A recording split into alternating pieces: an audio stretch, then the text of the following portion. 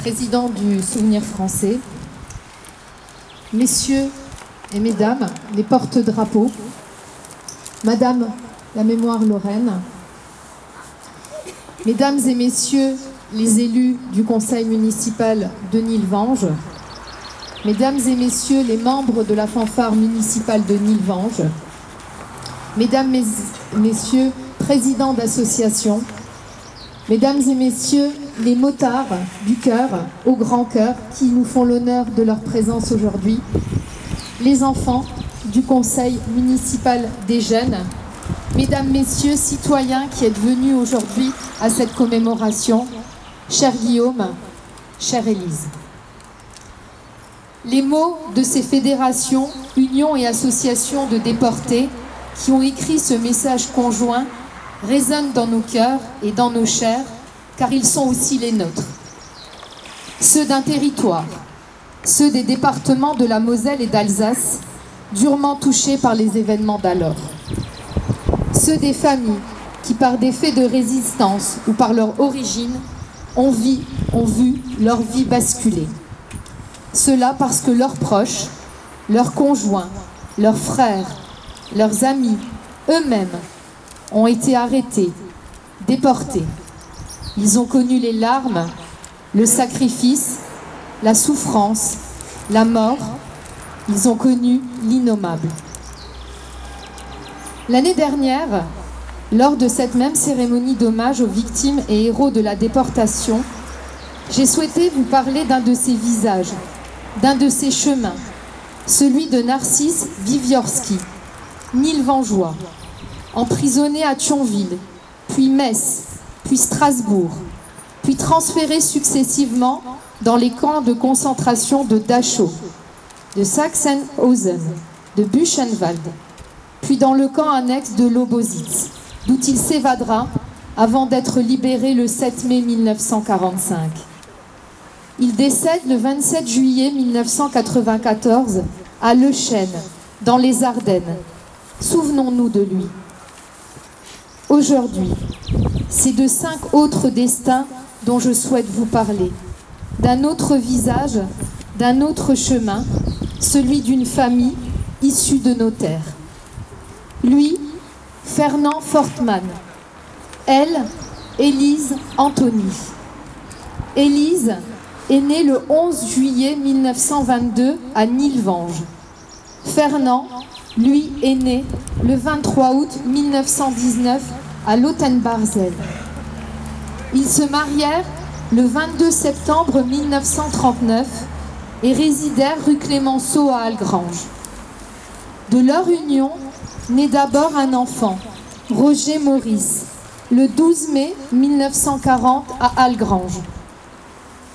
Parce qu'il refusa de porter l'uniforme allemand, Fernand est déporté d'Algrange avec sa famille le 22 janvier 1943 au camp de Striego en Silésie, puis à Glewitz et à Laban en Silésie.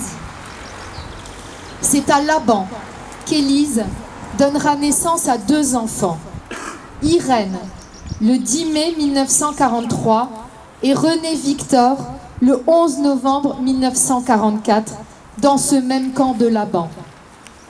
En janvier 1945, suite à l'avancée russe, la famille sera transférée à Novi Sachs en Pologne. Le petit René y décédera le 29 mars 1945. Sa maman, Élise, touchée par le typhus et la scarlatine, décédera le 3 avril 1945. Elle sera inhumée au cimetière de Novi Sachs le 5 avril 1945. Roger, Irène et leur papa Fernand seront rapatriés le 24 juillet 1945 à Algrange. Malheureusement, Fernand décédera le 10 mai 1952 à Hayange. Roger et Irène seront élevés par une amie de Fernand, Jeanne. Roger est aujourd'hui décédé, laissant un fils, Didier, et des petits-enfants, dont Guillaume et Lise. dont je salue la présence ce jour et avec qui j'irai déposer un petit coussin au nom de la famille Fortman en mémoire de Fernand, d'Élise, de Roger, de René et bien sûr d'Irène.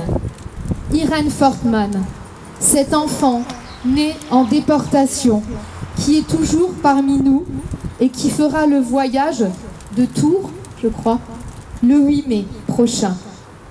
Nous écouterons son témoignage à l'occasion d'un temps mémorial que nous avons décidé de monter avec Martine Liégeois et la chorale Les Voix de la Vallée, pour raconter le destin de l'oncle de Martine, malgré nous, comme les frères de Fernand, obligés sinon opprimés de porter l'uniforme allemand.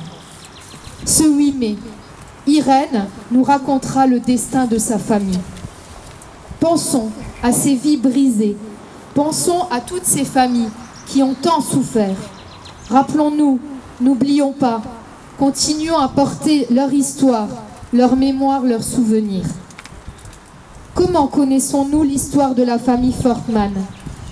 Grâce à un cours d'histoire, là-bas, du côté de Poitiers. Un professeur, Monsieur Pelletier, travaille avec ses élèves l'histoire de la Deuxième Guerre mondiale. Ce nécessaire devoir de mémoire jusque dans nos salles de classe. Il demande à ses élèves d'interroger leur entourage. C'est là que Maïlis, élève de Monsieur Pelletier, interroge sa grand-mère Irène, née Fortman. Elle filme ce témoignage qui bouleverse sa classe et son professeur. Ce dernier décide de faire des recherches sur Irène, sa famille, et apprend que la maman de Irène, Élise, est nilvangeoise. Il contacte René Gory, maire honoraire et président du Souvenir français, qui me contacte. Et nous décidons, collégialement, de rendre l'hommage qui se doit à cette famille d'ici, cette famille dont la vie a été mise en suspens, une famille brisée par cette guerre, par les décès qu'elle a subis, une famille qui s'est reconstruite et qui porte son histoire et de celle de tant de personnes déportées. Merci, Monsieur Pelletier, cher professeur, pour toutes ces recherches que vous avez menées, ce temps que vous avez consacré, pour cette volonté que vous avez eue de rendre hommage à ces personnes, à ces destins. Quelle belle image vous donnez à votre métier, à l'éducation nationale, souvent décriée et attaquée ces derniers temps. Vous portez haut les valeurs de votre métier. Merci, monsieur le professeur. Notre ville vous dit merci. Car nous ne pouvons oublier ces hommes, ces femmes qui, par leur acte, leur chemin, ont vécu l'innommable, au-delà de la souffrance, au-delà de la fureur. Les enfants, il nous faut toujours raviver la mémoire pour espérer que l'histoire ne soit pas un éternel recommencement. Durant la déportation, Fernand tiendra un carnet dans lequel il écrira au crayon de papier, jour après jour, le récit de son quotidien, de celui de sa femme Élise et de leurs enfants. Il y évoque les conditions très difficiles, le décès de son enfant puis de sa femme. Un écrit particulièrement touchant. Ce petit carnet est aujourd'hui la mémoire de cette histoire, de cette déportation qu'ils ont subie. Le 23 janvier 1961, le ministère des Anciens Combattants et Victimes de Guerre décida d'attribuer à Élise Fortman, née Anthony, à Fernand Charles Fortman, à Roger Fortman, à Irène Fortman, le titre de patriote résistant à l'occupation des départements du Rhin et de la Moselle, incarcérés en camps spéciaux. Recueillons-nous en leur hommage avec une pensée particulière pour Irène qui pense à nous ce jour. Merci.